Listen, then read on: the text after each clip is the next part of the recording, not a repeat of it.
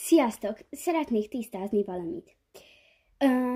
Én azért nem írok helyesen a videóimba, és próbálok helyesen írni, csak egy olyan úgymond betegségem van, amit diszlexiának hívnak, ami által nem tudsz helyesen írni. Aki nem tudja, miről beszélek, az keressen rá, és Wikipédián megtalálja.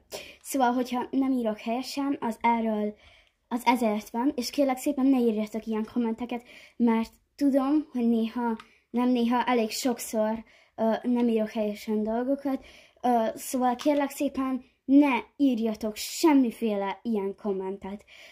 Ne azt, hogy rip helyes írás, semmi azt, hogy ezzel kell írni, ilyennel kell írni, mit tudom én, mivel kell írni, szóval ilyenek. Egyébként bocsánat, hogy így nézek ki, csak edzettem, arra is készül majd videó nektek. Szóval köszönöm a megértéseteket, sziasztok!